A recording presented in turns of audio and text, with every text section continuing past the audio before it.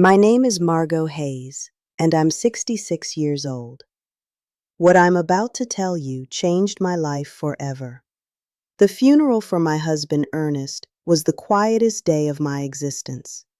There, beside his grave, I received a message from an unknown number that sent a chill through me.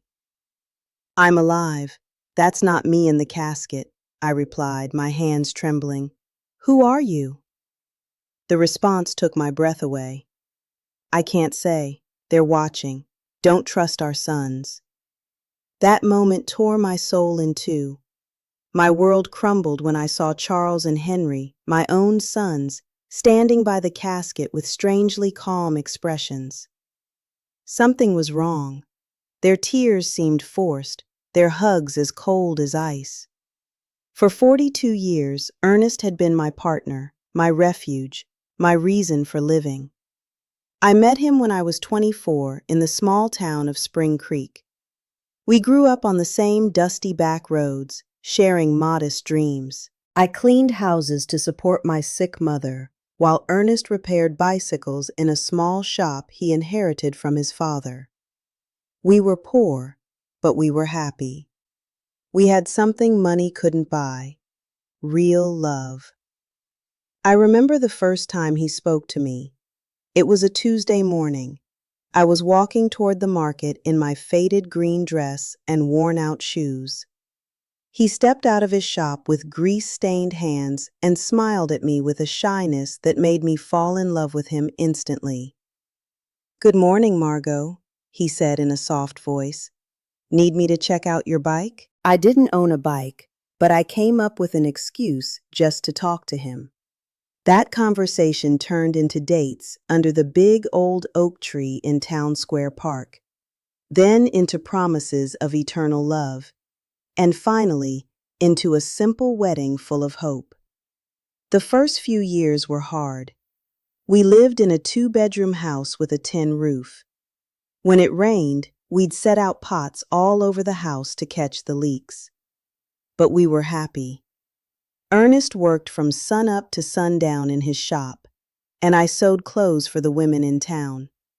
When Charles was born, I thought my heart would burst with happiness. He was a beautiful baby, with his father's big eyes and my smile. 2 years later, Henry arrived, just as perfect. I raised them with all the love in the world, sacrificing my own needs for theirs. Ernest was a wonderful father. He'd take them fishing in the river on Sundays, teach them to fix things with their hands, and tell them stories before bed.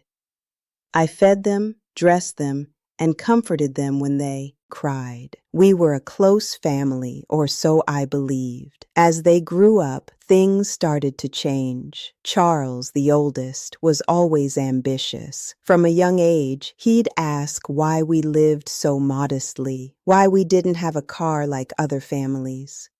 Henry followed his lead in everything, as he always had. When Charles turned 18, Ernest offered him a job at the shop, but he rejected it with contempt, shouting, "I don't want to get my hands dirty like you, Dad. I'm going to be someone important." Those words hurt Ernest deeply, though he never said it to me. I'd see him sitting on the porch at night, staring at the stars with a look of sadness. His son had rejected not only his work, but his entire way of life. The years passed, and to my surprise, Charles managed to make a name for himself in the business world. He got a job at a real estate company in the city. Henry followed soon after. They both started making money, far more than Ernest and I had ever seen.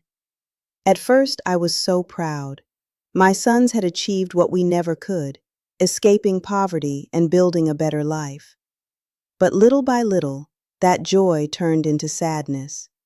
Visits became less frequent, and phone calls grew shorter. When they did come, they arrived in expensive cars, dressed in fancy suits, talking about investments and properties. They'd look at us with a strange mix of pity and shame. "Mom," Charles said to me during one of their sporadic visits, "you and Dad should move. Be somewhere better. This house is falling apart. He was right, but that house held all our memories. It was where we'd raised our sons, where we'd shared thousands of meals, where we'd grown old together. It wasn't fancy, but it was our home. Ernest, always wise, would tell me, Margot, money has changed our boys. We aren't enough for them anymore. I resisted believing it. I kept justifying their absences, their brief calls, their broken promises. They're busy building their lives, I'd tell myself. Someday they'll be the loving boys we raised again. But in my heart, I knew Ernest was right. We had lost our sons long before I lost my husband. I just didn't know to what extent we had become strangers to them. The most drastic change came when Charles married Jasmine Albright, a woman from the city who never hid her disdain for our simple lifestyle. The first time he brought her home, she arrived in high heels that sank into the dirt of our porch and an elegant red dress that looked more expensive than everything I had ever owned. "Nice to meet you," she said with a forced smile, barely extending the tips of her fingers to greet me. Her eyes scanned our humble home with an expression I couldn't decipher, but that made me feel small. During dinner, Jasmine barely touched the food I had prepared with so much love. She moved the meatloaf around on her plate and cut tiny pieces of chicken, but she ate almost nothing. Charles seemed nervous, constantly apologizing for things he had never been ashamed of before. "Next time, we'll take them out to a restaurant," he whispered to Jasmine, thinking I couldn't hear. But I heard him. Every word pierced my heart like a knife. Henry, for his part, remained single, but adopted the same distant attitude as his brother. His visits were limited to special occasions, and even then, he always seemed to be in a hurry to leave. He was constantly on his phone, closing deals even during our conversations. "Mom, I have to go," he'd always say before it was time. "I have an important meeting early tomorrow." Family Sundays became a distant memory. Christmases grew cold and formal. My sons would bring expensive gifts we didn't need. They'd stay for 2 or 3 hours and then leave with evident relief. Ernest and I grew old alone, comforting each other. He continued to work in his shop, though his hands no longer had the same strength. I continued with my sewing, but my eyes weren't the same. We made do with our small income, proud not to ask for anything from our successful sons. "Do you know what the saddest part is, Margot?" Ernest said to me one night as we drank coffee on the porch. "It's not that they have the money. It's that the money has made them believe we aren't important anymore." He was right, as always. My sons hadn't just changed financially. They had changed in their hearts. We were no longer their beloved parents. We were an uncomfortable reminder of a past they wanted to forget. Exhales. Things got worse when Charles bought a $200,000 house in an exclusive neighborhood in the city.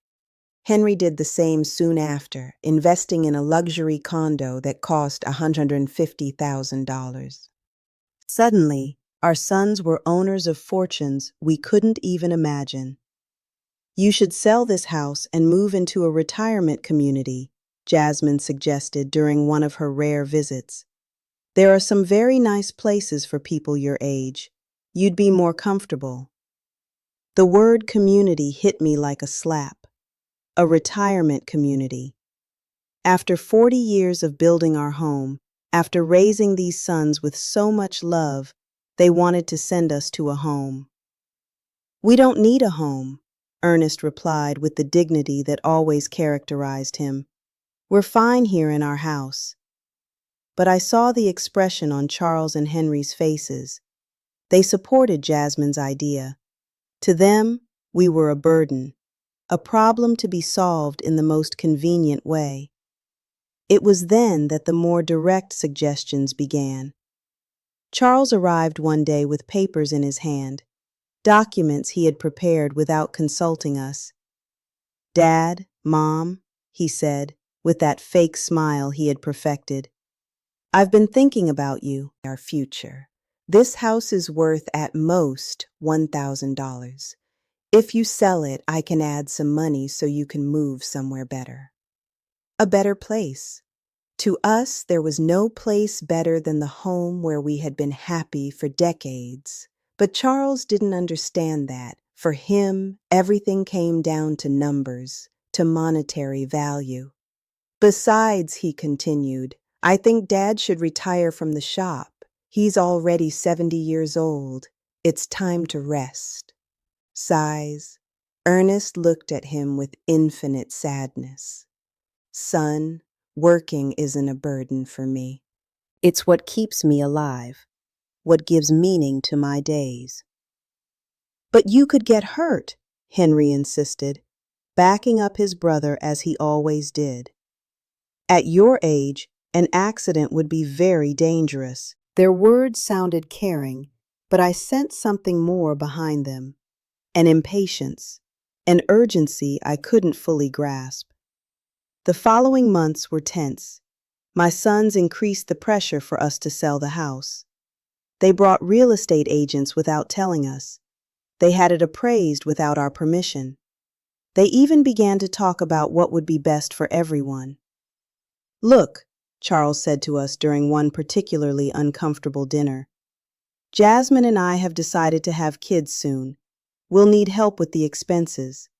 If you sell the house and move to a smaller place, that money could be an early inheritance." An early inheritance? He was asking for our inheritance while we were still alive. The audacity of the request left me speechless. Ernest remained calm, but I saw his jaw tense. "Son, when your mother and I die, everything we have will be yours. But while we're alive, our decisions are our own." "Don't be stubborn," Henry cut in with a harshness I had never seen from him before. "You're old now. You can't keep living in the past." That night, after they left, Ernest and I stayed up talking until dawn. For the first time in our marriage, we discussed the possibility that our sons were not the people we thought we had raised. "Something's wrong, Margot," my husband said to me with a look of worry I had never seen in his eyes. "This isn't just ambition or impatience.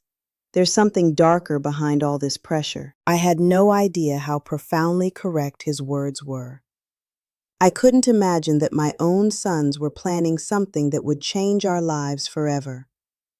I didn't know that the tragedy that was coming wouldn't be an accident of fate, but a conspiracy carefully orchestrated by the two people I trusted most in the world. The last normal conversation I had with Charles was 3 weeks before Ernest's death. He came alone, without Jasmine, and looked more serious than usual. "Mom," he said, sitting at the kitchen table where he had eaten breakfast so many times as a boy, "I want you to know that no matter what happens, Henry and I will always take care of you." His words soothed me at the time, but now, remembering them beside Ernest's grave, they send a shiver down my spine. Why did he say, "no matter what happens"? What did he know that I didn't? The accident that changed everything happened on a Tuesday morning. Ernest had left early for the shop, as he had done every day for more than 40 years. I was in the kitchen preparing his favorite lunch, meatloaf and mashed potatoes, when the phone rang with an urgency that sent a chill through me. "Mrs. Hayes?" A voice I didn't know asked. "I'm calling from Memorial Hospital. Your husband has been in a serious accident. You need to come immediately." The words blurred in my mind like ink and water. Gasps. The world stopped. My legs turned to jelly and I had to grab the door frame to keep from falling. What happened? Is he okay? Is he alive? Is he in the ICU? "Ma'am, please come as soon as possible." The trip to the hospital was a hazy nightmare. My neighbor Doris had to drive me because I was shaking so much I couldn't even hold the keys. The whole way there, my mind refused to process what was happening. Ernest was careful, meticulous in his work. How could this have happened? When we got to the hospital, Charles and Henry were already there. That surprised me because no one had notified them yet, at least not me. But in my desperation, I didn't pay attention to that detail. "Mom," Charles said, hugging me with a force that seemed genuine, "Dad is in bad shape. The doctors say one of the machines at the shop exploded. He has severe burns and a traumatic brain injury." Henry's eyes were red, but something in his expression felt off. He seemed more nervous than sad, like someone waiting for important news rather than someone suffering for his father. "Can we see him?" I asked, desperate. "Only immediate family, one at a time, and for 5 minutes max," the nurse explained. When I entered that ICU room, my heart sank. Ernest was hooked up to a dozen machines with bandages covering most of his face and arms. I barely recognized him. His breathing was labored, artificial, kept going by machines that beeped constantly. I walked up to his bed and took his hand, the only part of his body that seemed intact. "Ernest, my love, I'm here. Everything is going to be all right. You're going to recover, just like you always do." For a moment, I felt a slight squeeze in my hand. His eyes moved behind his closed lids. He was fighting. My warrior was fighting to get back to me. The next 3 days were the longest of my life. I practically lived at the hospital, sleeping in the uncomfortable chairs in the waiting room. Charles and Henry took turns accompanying me, but they always seemed more interested in talking to the doctors than in comforting their father. I overheard fragmented conversations that I couldn't fully understand at the time. Henry asked about medical insurance, about the cost of treatment. Charles was on the phone talking about life insurance policies and beneficiaries. "Mom," Charles said to me on the second day, "we reviewed Dad's insurance. He has a life insurance policy for $50,000. There's also a workers' comp policy that could cover up to $75,000 more." Why was he talking to me about money when Ernest was still fighting for his life? Why was he worried about insurance instead of his father's recovery? "I don't care about the money," I responded harshly. "I just want your dad to get better." "Of course, Mom," he said, but I saw something in his eyes that I didn't like. A coldness, a calculator working while his father lay dying. On the third day, the doctors gave us the most devastating news of my life. Dr. Patterson, an older man with a compassionate expression, gathered us in a small office. "Mrs. Hayes," he began softly, "your husband's condition is critical. The burns have become infected, and the head trauma is more severe than we initially thought. We have to be realistic about his chances." Sighs. "What does that mean?" I asked, though my heart already knew the answer. "It means we need to prepare for the worst. Your husband is in an induced coma. We could keep him alive indefinitely, but his quality of life, well, it's highly unlikely he will ever regain consciousness." My world fell apart around me. 42 years of marriage, an entire life built together, and now they were telling me it was all fading away like smoke. "We want to try everything," I said through sobs. "No matter the cost, no matter how long it takes." But Charles exchanged a look with Henry that deeply unsettled me. "Mom," Charles said, in a voice that tried to sound understanding, "we have to be practical. Dad wouldn't want to live like this. He always said he never wanted to be a burden on anyone." "A burden?" I exploded with a fury I didn't know I had. "He's your father. He's not a burden. He's the man who raised you, who worked his whole life to give you the best he could. "We know, Mom," Henry chimed in, "but we also have to think about you. The medical bills are going to be enormous. They could wipe out all your savings." Again, money. Always money. My husband was dying and they were calculating costs. That night alone in the hospital room, I took Ernest's hand and spoke to him as if he could hear me. "My love, I don't know what to do. The doctors say there's no hope, but I can't let you go. I can't imagine my life without you." It was then that something happened that still gives me goosebumps. His fingers moved slightly, squeezing mine with a force that was almost imperceptible. His lips moved as if he were trying to say something, but no sound came out. I called for the nurses, desperate. "He's reacting. He's trying to talk." But by the time they arrived, Ernest had returned to his previous state. The nurse checked the monitors and shook her head. "Sometimes there are involuntary muscle spasms, ma'am. It doesn't mean he's conscious." But I knew what I had felt. Ernest had tried to communicate with me. He had fought to tell me something important. 2 days later, in the early hours of Friday morning, the machine alarms went off. Lights flashed. Nurses rushed to Ernest's room. I was dozing in the hallway when the noise woke me up. "No, no, no!" I screamed, running toward the room. The doctors worked for 40 minutes trying to resuscitate him, but it was useless. At 4:37 in the morning, Ernest was officially declared dead. The pain I felt in that moment was physical, as if my heart had been ripped from my chest. I collapsed by his bed, hugging his still warm body, refusing to accept that he was gone forever. Charles and Henry arrived at the hospital an hour after their father's death. They seemed prepared, as if they had been expecting the call. They brought papers, documents, and phone numbers for funeral homes.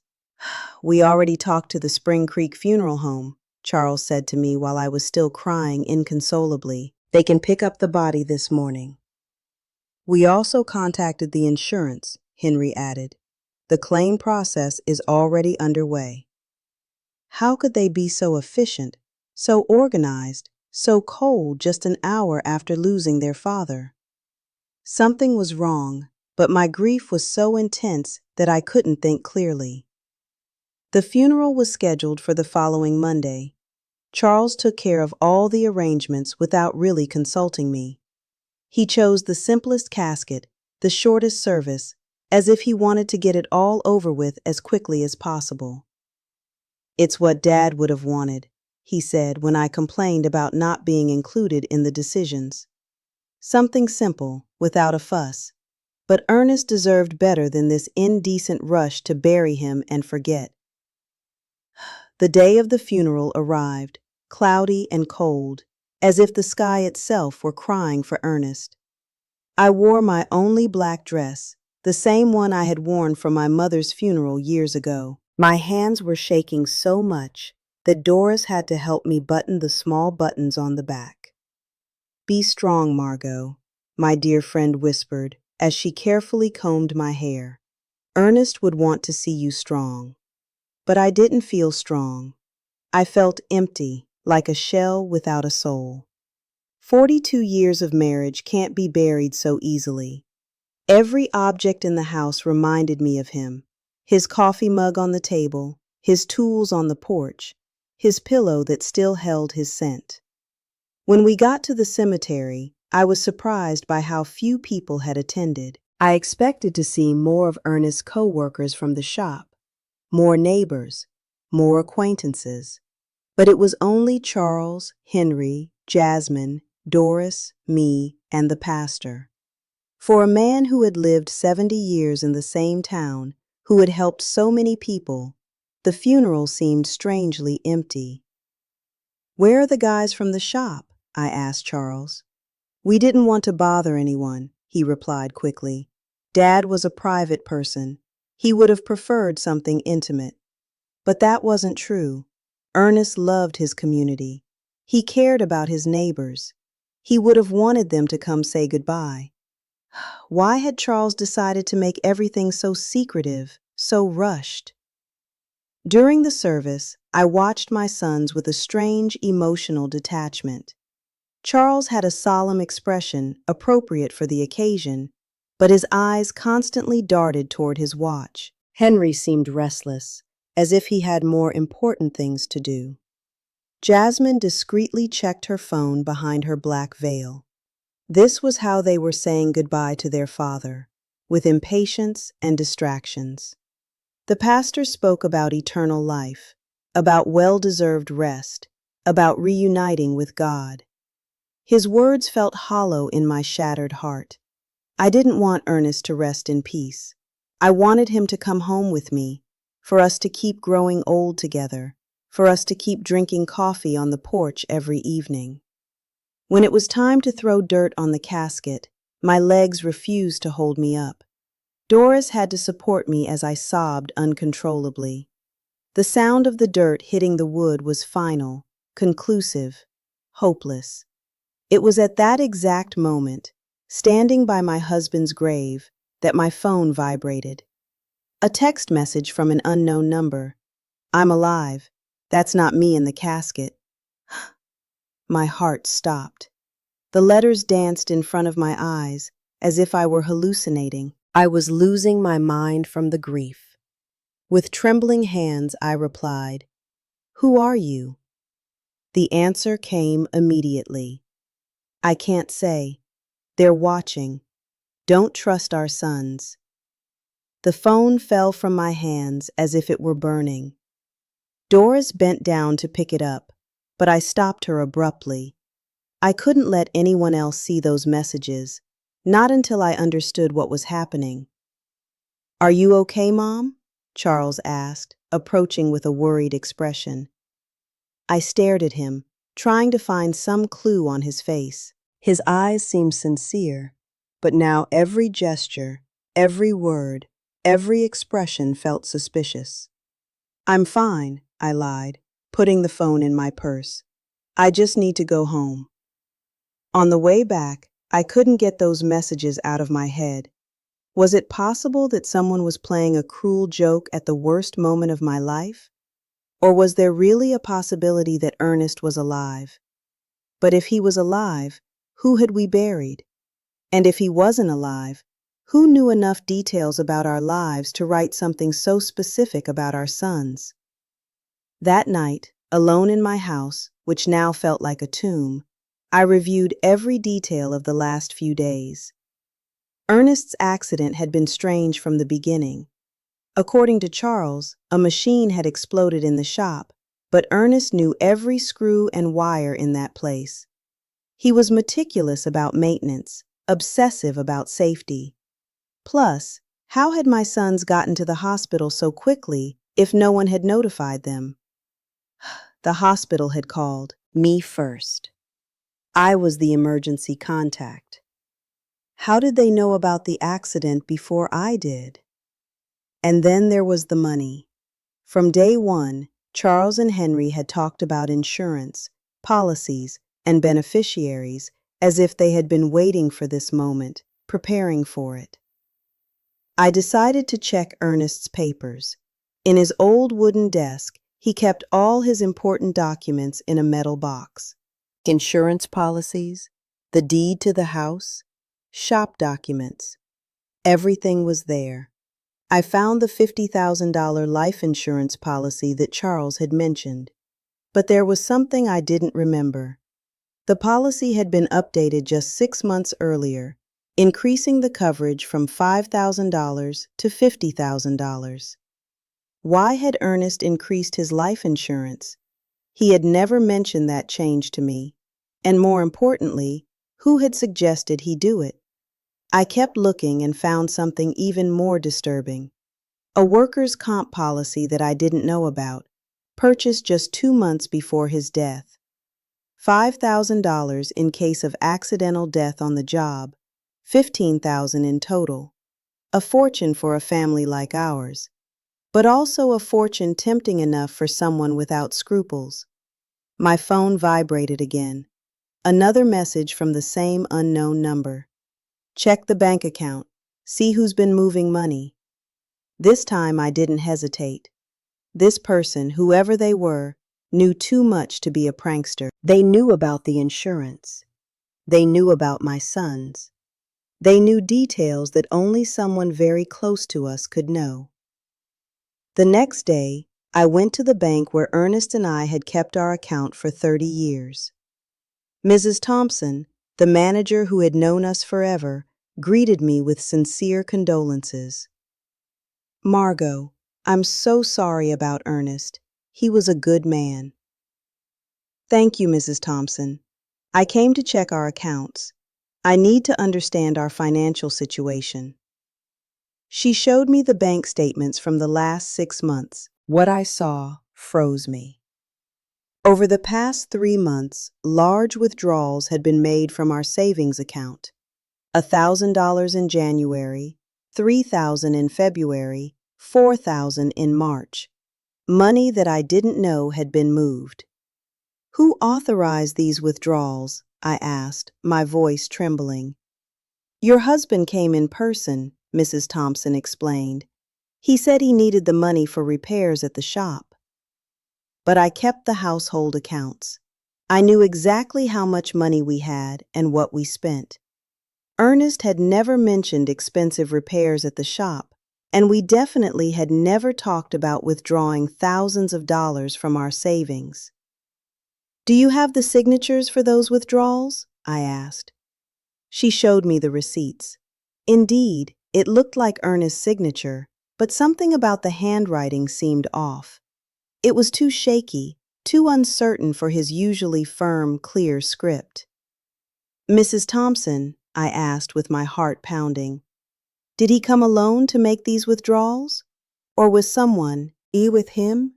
She thought for a moment. "Now that you mention it, I think he came in with one of your sons once or twice. Charles, I think. He said he was helping his dad with the paperwork because Ernest had trouble reading documents without his glasses." Shocked. Charles. My son had been involved in money withdrawals I didn't know about, using his father's tired eyes as an excuse.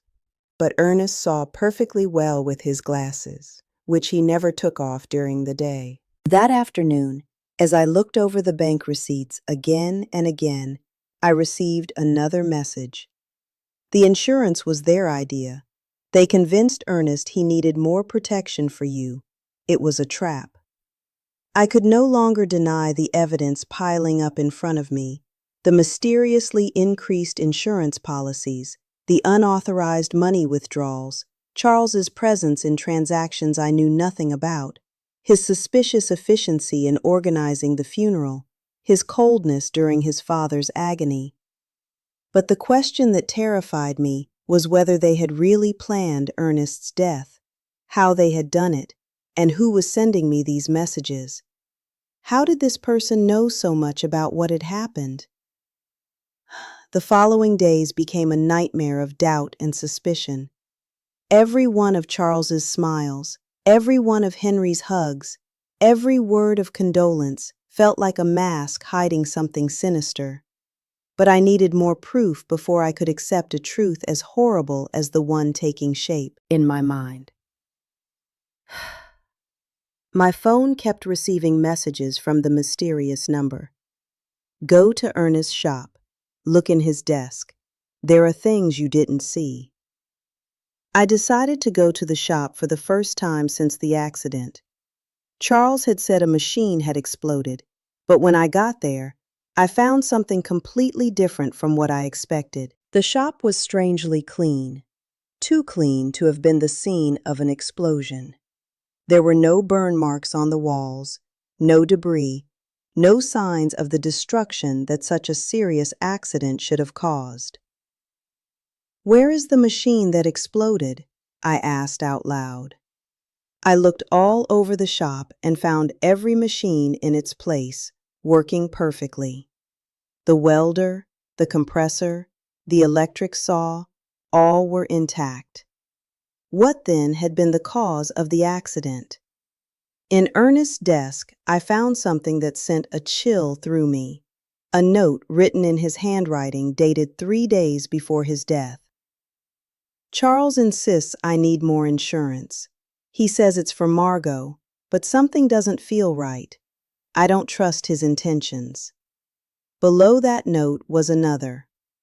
Henry brought me some papers to sign. He says they're to modernize the shop, but I don't understand what it's about. Why all the hurry? My husband had had suspicions. He had intuited the evil intentions of our sons, but he had died before he could tell me. I kept searching and found an envelope sealed with my name on it. I opened it with trembling hands. It was a letter from Ernest. My dearest Margot, if you are reading this, it means something has happened to me. In recent months, I've noticed strange changes in Charles and Henry. They're too interested in our money, in the insurance, in us selling the house. Jasmine is putting a lot of pressure on them. Yesterday, Charles told me I should be more concerned about my safety, because at my age, any accident could be fatal. I don't know why, but those words sounded like a threat. I love you, Margot. If something happens to me, don't trust anyone blindly, not even our sons. The letter fell from my hands. Ernest had sensed his own death. He had seen the signs that I, blinded by maternal love, had ignored. That night, Charles came to visit me. He arrived with a bottle of wine and a smile that now seemed completely fake. "Mom, I've been thinking about your future," he said, pouring himself a glass without asking if I wanted one. "The insurance money, it's already in process. It'll be $15,000. "How do you know the exact amount?" I asked, feigning innocence. "Well, I helped Dad with the insurance paperwork. He wanted to make sure you had enough money to live comfortably." A lie. Ernest had never wanted to increase the insurance. According to his own note, he had been pressured by Charles. "And what do you think I should do with that money?" I asked, carefully watching his reaction. His eyes lit up with a glint that gave me a chill. "You could buy a smaller, cozier house, or even better, move into a nice retirement community where you'd have company and medical care. Henry and I could manage your money to make it go further." "Manage my money?" "We just want to take care of you, Mom. At your age, it's easy to get scammed or make bad financial decisions. We know about investments, about business. We could triple that amount in a few years." "Triple my money or make it disappear into their own pockets?" "Let me think about it," I said, trying to buy time. "Of course," Jasmine said with her fake sweetness, "but not too long, for your own good." After they left, I sat in my kitchen, shaking with rage and fear. My own sons, my flesh and blood, had not only murdered their father, but now they were planning to steal everything I had left. That night, my phone vibrated with a longer message than the others. "Tomorrow, go to the police station. Ask for the report on Ernest's accident. There are contradictions you need to know about." The next day, I went to the local police station. Sergeant O'Connell, who had known Ernest for years, greeted me kindly. "The report on your husband's accident?" he asked with a confused expression. "What accident, Mrs. Hayes?" "From his shop, when the machine exploded." The sergeant checked his files and shook his head. "We don't have any report of an explosion at Ernest's shop here. In fact, we don't have any report of a work accident involving your husband." I felt the world sway under my feet. But my son said it was an accident at the shop. That's why he was in the hospital." "Mrs. Hayes, your husband arrived at the hospital on Tuesday morning, but not from a work accident. According to the medical report I have here, he arrived unconscious with symptoms of poisoning." "Poisoning?" "The doctors found traces of methanol in his blood, a quantity sufficient to cause blindness, brain damage, and eventually death. The hospital should have informed you of this. Poisoning. It hadn't been an explosion. It hadn't been a work accident. Someone had deliberately poisoned my husband. Why didn't anyone tell me this? I asked, my voice breaking. The immediate family who signed the hospital papers requested that the information be kept confidential to avoid unnecessary speculation. They said you were too emotionally fragile to handle the technical details. The immediate family. Charles and Henry had hidden the true cause of Ernest's condition, invented the story of the explosion, and manipulated everyone, including me, to cover up a murder. Mrs. Hayes, the sergeant continued, if you suspect the circumstances of your husband's death, we could open a formal investigation. I had more than suspicions. I was certain that my own sons had murdered their father for money. That afternoon, Henry came home with a bouquet of flowers and the same fake smile as Charles. How are you, Mom? You look tired. I'm fine, I lied, observing his every gesture from a new perspective. I'm just thinking about the future. That's good. Charles and I have been talking. We think you should sell the house soon while it's fresh on the real estate market. Why the rush? Well, old houses lose value quickly, and you need liquidity. Funeral expenses, pending medical bills. More lies. The funeral had been cheap, almost insultingly so, and there were no pending medical bills because the hospital insurance had covered them. Henry, I said, looking him directly in the eyes, you knew your dad didn't die from a work accident. For a fraction of a second, I saw panic in his expression, but he recovered quickly. What are you talking about, Mom? I went to the police station. There's no report of an explosion at your dad's shop. This time, the panic was more evident. Mom, you shouldn't be doing things like that. They'll confuse you. The grief is getting to you. The grief is getting to me, or you've been lying to me.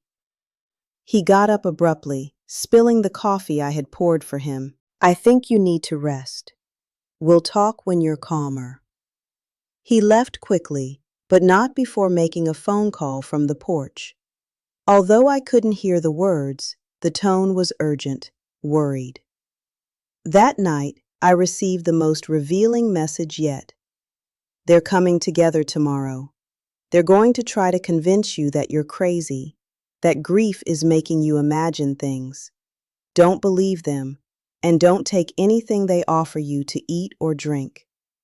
The mysterious message's prediction came true exactly as it had warned. The next day, Charles and Henry arrived together at my house, accompanied by Jasmine. They had expressions of exaggerated concern and a bag of pastries from the downtown bakery. Mom, we're so worried about you, Charles began in a sugary voice. The neighbors have told us you've been acting strange. Doris says you've been talking to yourself, that you aren't eating well. Doris had never said that. It was just another lie in their growing collection. Jasmine brought your favorite pastries, Henry added, pointing to the bag. And we made special coffee from that brand you like so much. I remembered the message's words. Don't take anything they offer you to eat or drink. It was possible that they were planning to poison me too, just as they had Ernest. Thank you, but I already had breakfast, I said, keeping my distance.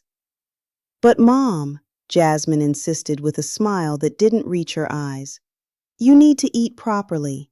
You've lost a lot of weight since Dad Ernest died. I'm fine, I repeated firmly. Charles exchanged a significant look with Henry. It was the same look they had shared at the hospital when the doctor gave us Ernest's prognosis. Mom, Charles said, sitting closer to me, we want to talk to you about something important.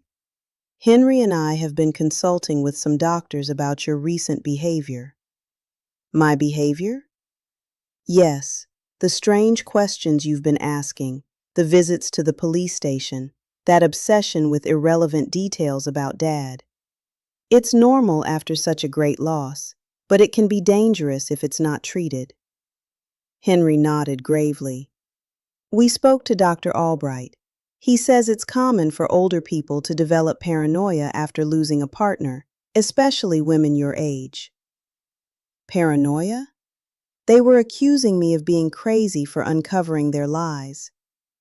I am not paranoid, I said with all the firmness I could muster. I'm just asking questions I should have asked from the beginning.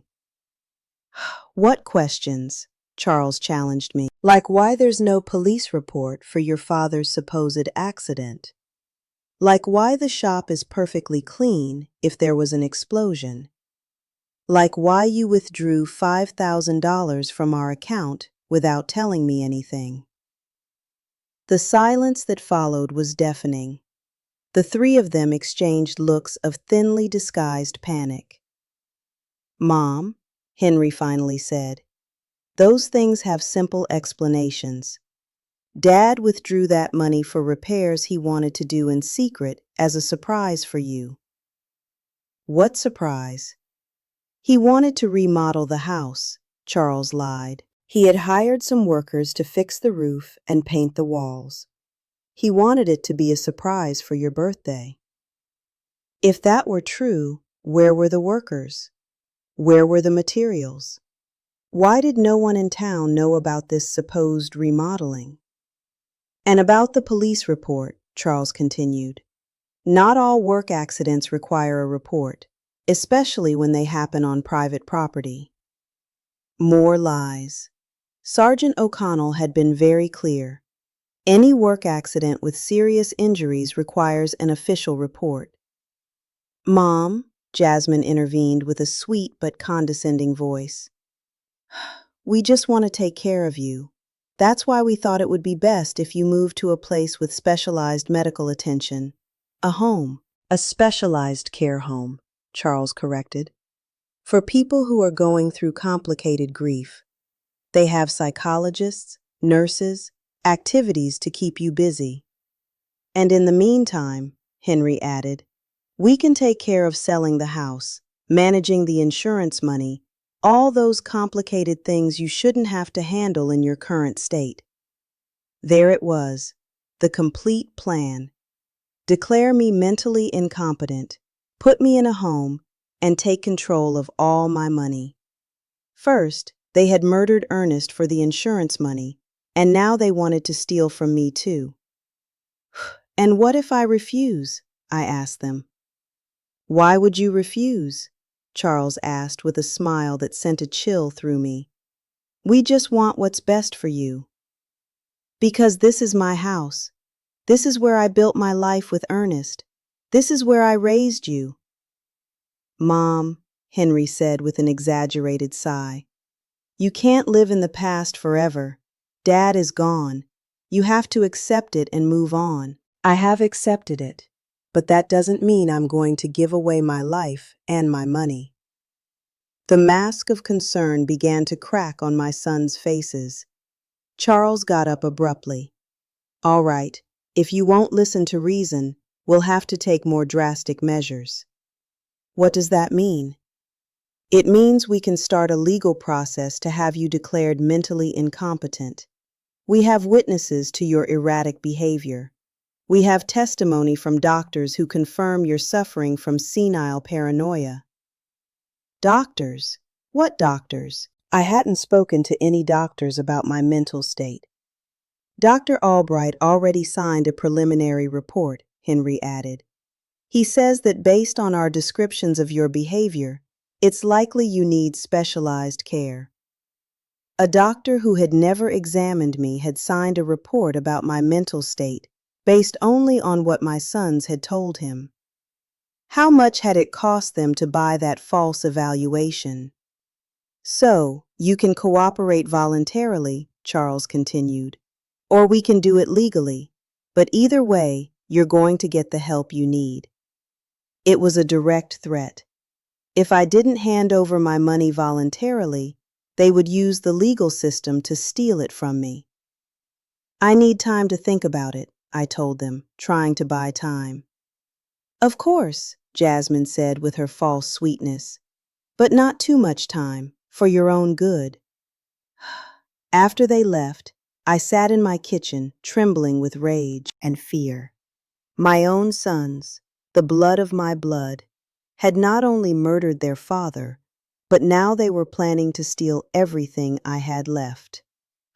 That night, my phone vibrated with a message longer than the others. Margot, this is Stephen Callahan, a private investigator. Ernest hired me 3 weeks before he died because he was suspicious of Charles and Henry. They poisoned him with methanol mixed in his breakfast coffee. I have audio evidence of their conversations planning everything. Tomorrow at 3 in the afternoon, go to the corner cafe. Sit at the back table. I'll be there. At last, I would know who had been sending me those messages. And more importantly, I would have the proof I needed to get justice for my husband's death. But I also knew I didn't have much time. Charles and Henry had shown their hand. If I didn't act fast, I'd end up locked in a home while they spent the money that had cost Ernest his life. The war had begun, and even if I was a 66-year-old woman against 2 ruthless men, I had something they didn't: the truth. And the truth, sooner or later, always finds a way to come out. That night, for the first time since Ernest's death, I smiled, because I knew my husband had not died in vain. His caution, his instinct, his decision to hire a private investigator was going to allow me to get justice. Charles and Henry had seriously underestimated their mother. They were about to discover that a woman fighting for the memory of her murdered husband is a force more powerful than all their greed combined. The next day arrived, filled with nervousness and anticipation. I dressed carefully, choosing my most serious purple dress, the one I wore for important occasions. If I was going to meet the man who could give me the answers I needed, I wanted to be prepared for any revelation. At 2:30 in the afternoon, I walked toward the corner cafe with determined but cautious steps. Every shadow looked suspicious. Every person on the street could be a spy sent by my sons. The paranoia they had accused me of having was starting to feel justified. The cafe was moderately full. I went straight to the back table as I had been instructed. I ordered a chamomile tea and waited, my hands trembling slightly on the worn wooden table. Exactly at 3 on the dot, a man in his 50s approached my table. He was tall and gray-haired, with intelligent eyes and a serious but kind expression. He was carrying a brown folder under his arm. "Mrs. Hayes?" he asked in a low voice. I nodded, not yet trusting my voice. "I'm Stephen Callahan. I'm so sorry for your loss. Ernest was a good man." He sat down across from me and placed the folder on the table. "Before I show you what I have, I need you to know that what you're about to hear and see is going to be very painful. Are you ready?" "I've been getting ready since I received your first message," I replied with a firmness I didn't know I had. Stephen opened the folder and took out a small voice recorder. "Ernest came to see me a month ago. He was worried about his son's behavior. He hired me to investigate them discreetly." He pressed the play button. Ernest's voice, so familiar and dear, filled the small space between us. "Stephen, I need you to know that if something happens to me, it won't be an accident. Charles and Henry have been pressuring me to increase my life insurance. Yesterday, Charles brought me papers he said were to better protect Margot, but when I read them, I realized there were also clauses that directly benefited them." Gasps. My heart sped up. Hearing Ernest's voice was like having him back for a few minutes, but his words confirmed my worst suspicions. The recording continued. Henry has been asking strange questions about my daily routine, what I eat for breakfast, what time I leave the house, if Margot comes to the shop with me. He says it's out of concern, but something about the way he asks worries me. Stephen paused the recording. This conversation was 3 weeks before his death, but I have something more recent. He played another recording, this time with Charles's voice in the background talking on the phone. No, we can't wait any longer. The old man is starting to get suspicious. Yesterday he asked me why I was so interested in his insurance. Yes, I already have the methanol. It works perfectly because the symptoms look like a heart attack or a stroke. No, Mom won't be a problem. After Dad dies, she'll be so devastated that we can do whatever we want with her. Tears began to roll down my cheeks. It was the voice of my son, my own son, coldly planning his father's murder. There's more, Stephen said softly. This recording is from the day before Ernest's death. A new recording began. This time it was Henry talking to someone. Everything's ready. Tomorrow, Charles is going to put the methanol in Dad's coffee. We told him it was a special vitamin supplement a doctor reco. Emma mended. The idiot is going to drink it without suspecting a thing. The symptoms? It'll start with dizziness and confusion, then loss of sight, convulsions, coma. The doctors will think it's a stroke or a heart attack. By the time they realize it's poisoning, it'll be too late. Shocked. My world completely collapsed. Not only had they planned Ernest's murder, but they had executed it with a coldness that terrified me. How was it possible that my sons, the babies I had nursed, the boys I had comforted through their nightmares, were capable of something so monstrous? How did you get these recordings? I asked through my sobs. Ernest had asked me to put listening devices in your house, Stephen explained. He was afraid, but he didn't know exactly what of.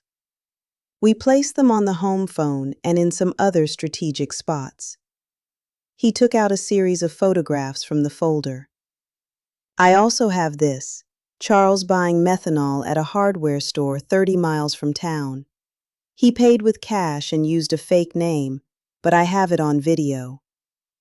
The photographs clearly showed Charles leaving a hardware store with a small bottle in his hands. The date on the photos was 5 days before Ernest's death. And this, Stephen continued, showing me more documents. These are Charles and Henry's financial records from the last 6 months. They've been spending a lot more money than their incomes, Jay. Ustify. Charles owes $70,000 to a lender in the city. Henry has gambling debts for $40,000. They were desperate. It all started to make sense. It wasn't just greed that had motivated Ernest's murder. It was financial desperation. My sons were ruined and saw their father as a source of easy, fast money. Exhales sharply. Why didn't you go to the police immediately after Ernest's death? I asked him. Because Charles and Henry are very smart. They bribed the doctor who attended to Ernest at the hospital to change the official diagnosis. Instead of poisoning, the death certificate says heart failure due to complications from a work accident. Without that medical evidence, my recordings might not have been enough for a conviction. But now we have all the evidence together, I said, feeling a mix of pain and determination. Exactly. And there's one more thing you need to know. My blood ran cold. What? Your sons were planning to kill you too. Stephen played one last recording, this time with Charles's and Henry's voices together. Once we have Dad's insurance money, we need to get rid of Mom too, Charles said. We can't risk her getting suspicious or anyone else putting ideas in her head. How? Henry asked. The same as with Dad, but this time we can make it look like a suicide from depression. A widow who can't live without her husband. Nobody would question it. And the money? We're her only heirs. Everything would be ours. The house, the savings, the insurance money, almost $200,000. In total. The recording stopped. Shaking. I was shaking uncontrollably. My sons had not only murdered their father, but they were planning to murder me as well, all for money. Mrs. Hayes, Stephen said gently, I know this is devastating, but we have enough evidence to make them pay for what they did. What do we do now? I asked, wiping my tears. First, we need to go to the police with all this evidence. Sergeant O'Connell is an honest man. He's not involved in the corruption. Second, we need to act fast. Your sons are planning to have you declared mentally incompetent tomorrow. If they succeed, it will be much harder to proceed legally. Tomorrow? Yes, I intercepted a phone conversation this morning. They're meeting with Judge Miller at 10 in the morning to start the mental incapacitation process. I got up from the table with a determination I hadn't felt in weeks. Then we have to act tonight. Exactly, Stephen confirmed. But first, there's one more thing I want to show you. He took one last photograph from the folder. In it, Ernest was leaving a medical clinic I didn't recognize. 3 days before he died, your husband went to get a full medical exam at a clinic in the city. The results show that he was perfectly healthy. There were no signs of heart disease. His blood pressure was normal. Everything was perfect. This definitively proves that his death was caused by poisoning, not by natural health problems. That was the final Piece of evidence we needed. Ernest had been a healthy man, murdered by his own sons. Stephen, I said, taking his hand, thank you for keeping your promise to my husband. Now let's get justice. That same night, Stephen and I went directly to the police station. Sergeant O'Connell was working the night shift that week, which was perfect for our purposes.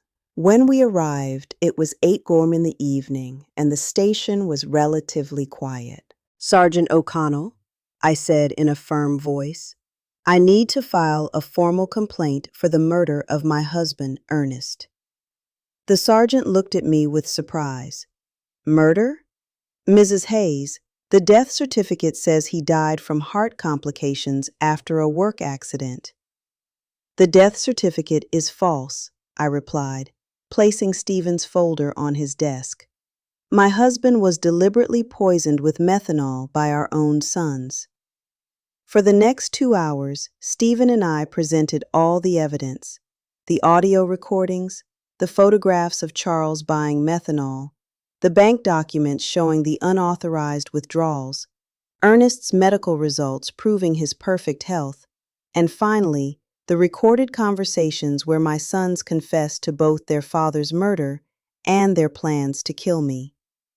Sergeant O'Connell listened to each recording with an increasingly serious expression. When we finished, he leaned back in his chair and shook his head in disbelief. This is monstrous, he murmured. Are you sure you want to go through with this, Mrs. Hayes? Once we arrest your sons, there's no turning back. Sergeant, I replied with all the dignity I could muster. Those men murdered my husband in cold blood for money. They were planning to murder me too. They are no longer my sons. They are criminals who must pay for their crimes. We'll need the medical examiner to exhume Ernest's body to confirm the presence of methanol, the sergeant explained. Are you prepared for that? Do whatever is necessary, I replied without hesitation. Sergeant O'Connell immediately called the district attorney. Despite the late hour, the seriousness of the case led the DA to come to the station personally. After reviewing all the evidence, he immediately authorized arrest warrants for Charles and Henry. We'll proceed at dawn, the DA explained to us. We need to make sure we have all the evidence before they can destroy any additional proof. Stephen walked me home that night. Are you sure you'll be okay alone? He asked with concern. I'll be fine, I replied. After everything I've discovered, I'm no longer afraid. I have justice on my side. I couldn't sleep that night. I stayed up sitting in the kitchen, looking at the photographs of Ernest we had on the walls. For the first time since his death, I didn't feel only pain. I felt a strange mix of sadness and satisfaction, knowing that justice for his murder was coming soon. At 6 a.m, my phone rang. Irang. It was Charles. Mom, you need to come to Henry's house right away. Something terrible has happened. What happened? I asked, feigning concern. It's better if I explain it in person. Please, come quickly. I knew it was a trap. After hearing the recordings the night before, I knew they were planning to move up their plans to get rid of me, but I also knew the police were already on their way to arrest them. I'm on my way, I lied. Instead of going to Henry's house, I stayed in my kitchen, waiting. At 7:30 in the morning, I saw from my window as several police cars headed toward my son's houses in different directions. My phone rang repeatedly for the next hour. First Charles, then Henry, both with increasingly desperate voices asking where I was, but I didn't answer any calls. At 9 in the morning, Sergeant O'Connell knocked on my door. Mrs. Hayes, we've arrested Charles and Henry. They're in police custody, charged with first-degree murder and conspiracy to commit murder. I felt my legs tremble, but this time it wasn't from fear. It was from relief. How did they react? I asked. Charles denied everything at first, but when we played the recordings for him, he collapsed. Henry tried to escape through the back window of his house. We had to chase him for 6 blocks. That afternoon, Jasmine came to see me. She arrived sobbing, pleading, completely different from the cold, calculating woman I had known. Mrs. Hayes, please, you have to drop the charges Against Charles. He's not bad. He was just desperate because of his debts. This is my fault, too. I pressured him a lot to find money. I looked at her without a trace of compassion. Coldly. Jasmine, your husband poisoned my husband. He was planning to murder me, too. There is no explanation or justification for that. But we're family, she screamed in desperation. Think about what this is going to do to the family. The family died the day you decided to kill Ernest for money, I replied coldly. Now please leave my house. 3 days later, the exhumation of Ernest's body was carried out. The lab results confirmed exactly what Stephen had discovered: lethal levels of methanol in his system, enough to cause all the symptoms he had experienced before his death. The case became a sensation throughout the town. No one could believe that 2 sons had murdered their own father for money. The local newspapers called it the cruelest crime of the decade. Over the following weeks, more details came to light during the investigation. Charles really owed $7,000 to illegal lenders who had started threatening him with violence. Henry had lost $5,000 in underground gambling dens and was also facing threats.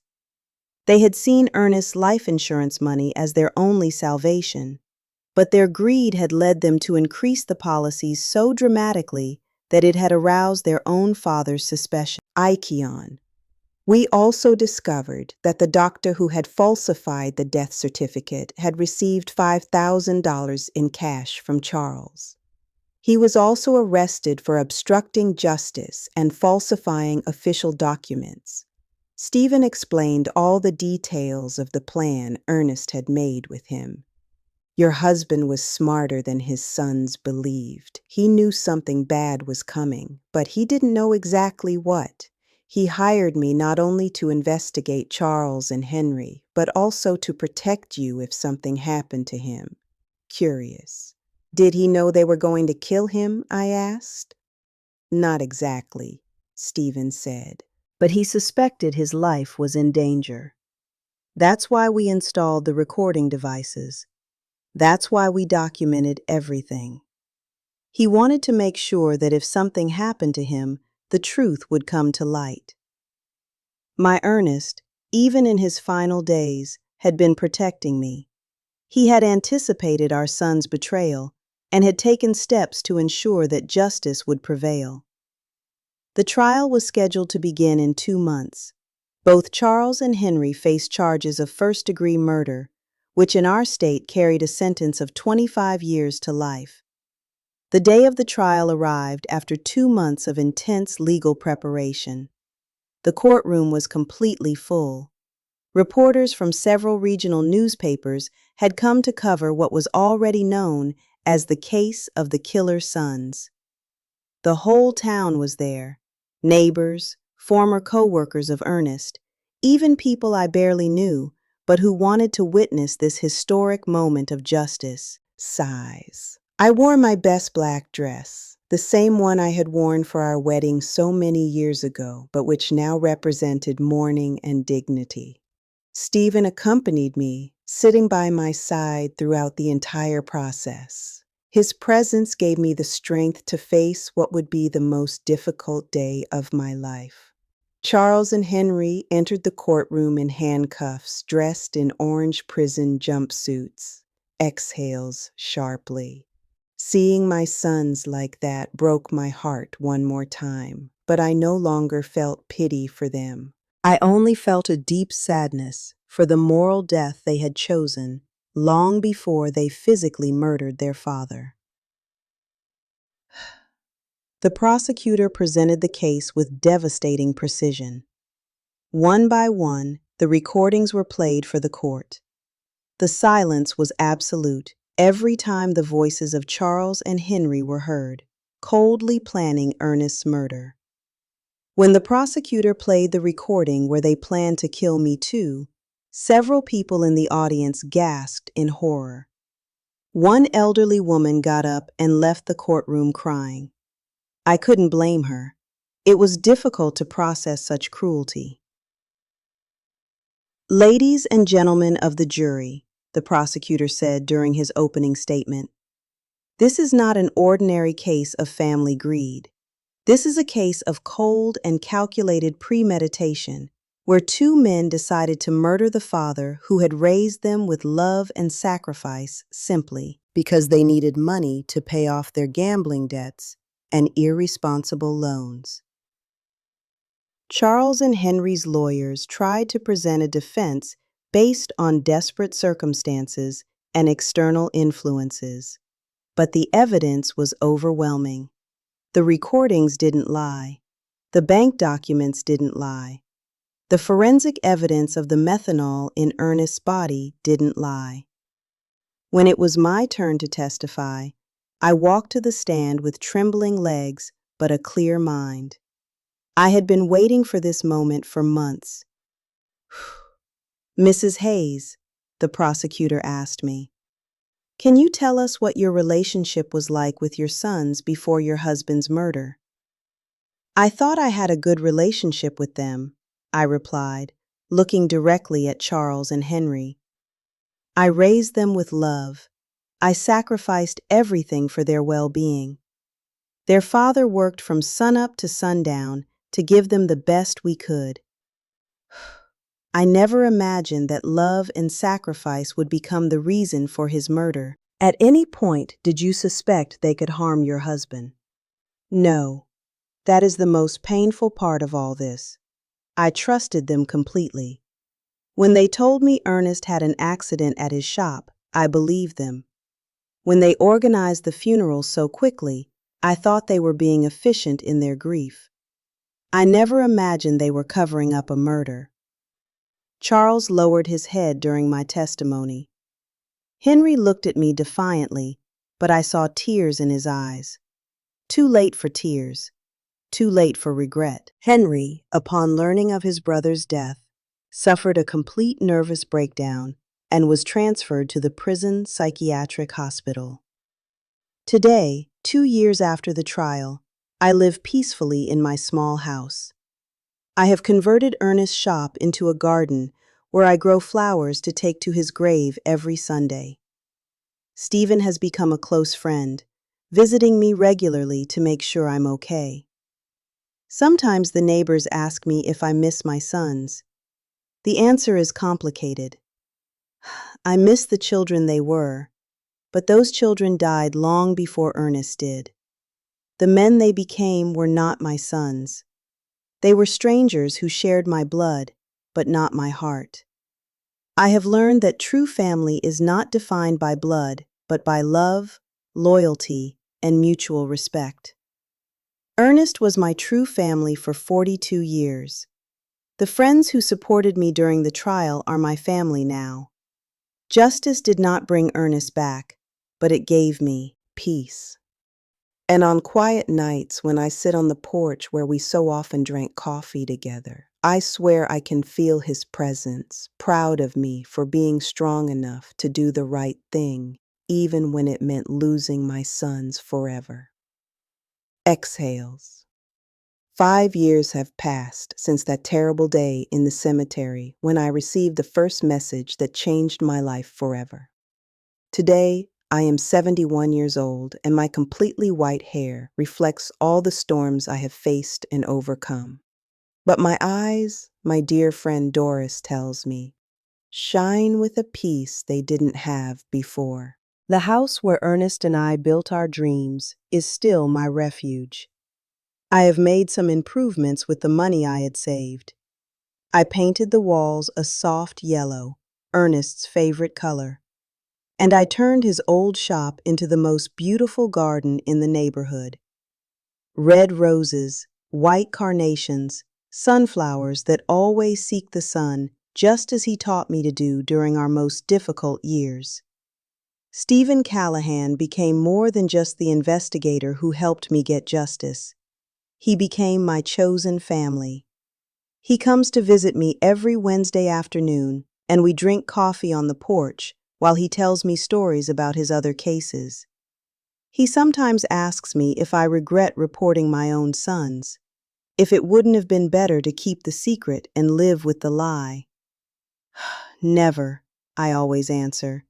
The truth hurts, but lies kill the soul. The foundation I established with the life insurance money has become something bigger than I ever imagined. Agind. The Ernest Hayes Foundation for Victims of Family Crimes now helps dozens of families every year who have gone through tragedies similar to mine.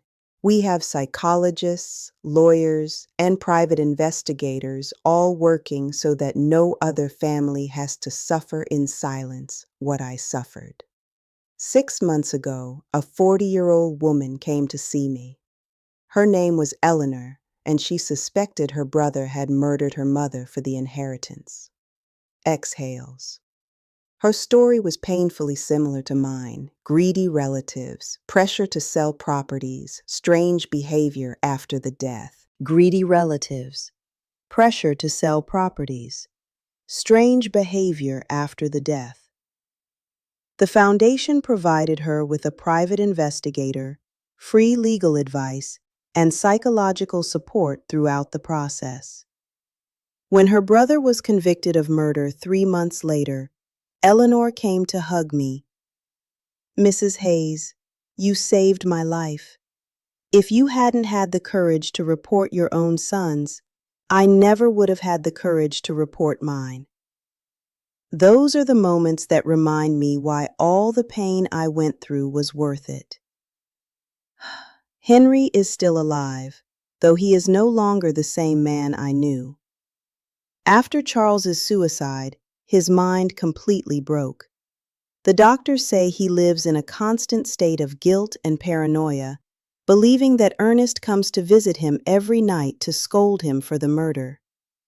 He has tried to commit suicide 3 times, but the prison guards keep him under constant surveillance. I receive letters from him occasionally. They are incoherent, full of desperate apologies and pleas for forgiveness. At first, I read them looking for some trace of the son I raised with so much love.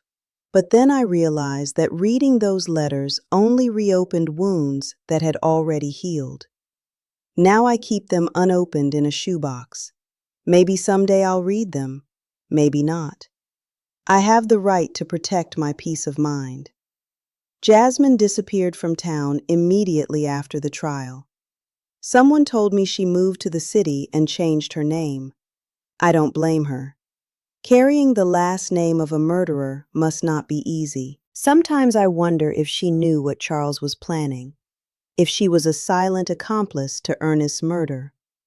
But those questions belong to the past, and I have learned to live in the present. The town of Spring Creek will never forget the case. It has become a local legend, a story that parents tell their children as a warning about greed and betrayal. Some see me as a hero, others as a cruel woman who sent her own sons to prison. I don't care what they think. I know the truth, and the truth has given me the peace I needed. My health remains surprisingly good for my age. The doctor says it's because I was finally able to free myself from the stress and sadness I was carrying. The body heals when the heart finds peace, he explained during my last checkup. Sunday mornings are my favorite. I cut fresh flowers from my garden and walk to the cemetery to visit Ernest's grave. His headstone now has an inscription that I had engraved after tea, the trial. Ernest Hayes, beloved husband, betrayed father, honorable man. His love was stronger than his death. I tell him everything that has happened during the week. I talk to him about the foundation, about the families we have helped, about the thank you letters I received from people who found justice thanks to our story. I swear I can feel his approval in the wind that moves the leaves of the nearby trees. Do you know what's strangest, my love? I said during my last visit. I no longer feel pain when I think of Charles and Henry. I only feel pity. Pity because they had all the love in the world, and they chose hate. They had a family that adored them, and they chose betrayal. They had the opportunity to be honorable men like you, and they chose to be murderers. Last week, a reporter from the city came to interview me for a documentary about family crimes. She asked me if there was anything I wanted to say to other people who might be going through similar situations. Family is not an excuse for crime, I replied. Love is not blind. Love with boundaries is true love. If someone who says they love you is capable of harming you for money or convenience, that person doesn't really love you. And it is never, ever too late to seek justice, no matter who the culprit is. This year, on the 5th anniversary of Ernest's death, I organized a special ceremony in his memory. More than 200 people came. Neighbors, members of the foundation, families we have helped, local authority, Riddies. It was beautiful to see how his death, which began as a tragedy, had become a force for good in so many lives. Stephen gave an emotional speech. Ernest Hayes died because of his son's greed, but his legacy lives on in every family that finds justice thanks to his wife's courage. Evil tried to destroy his story, but good turned it into hope for others. At night, before I go to sleep, I sometimes take out the old photographs from when Charles and Henry were children. I see them playing in the yard, hugging their father, laughing with Mione past Christmases. I allow myself to cry for those innocent children who once existed before greed completely corrupted them. But I no longer cry for the men they became. Those men chose their destiny. My story ended up being bigger than my personal tragedy. It has become a symbol that justice is possible, even when it comes from the most unexpected sources. A 66-year-old widow proved that truth is more powerful than lies, that true love is stronger than betrayal, and that it is never too late to do the right thing. Tomorrow is Wednesday, and Stephen will come for coffee as always. I'll make his favorite pastry and tell him about the thank you letters that arrived this week. Afterward, we'll work together in the garden, planting new flowers for spring. Life goes on, more simple, but more authentic than before. I have learned that true family is not about shared blood, but about shared values, mutual respect, and a love that never turns into harm. Ernest, wherever you are, I hope you know that I kept the promise I made to you by your grave that terrible day.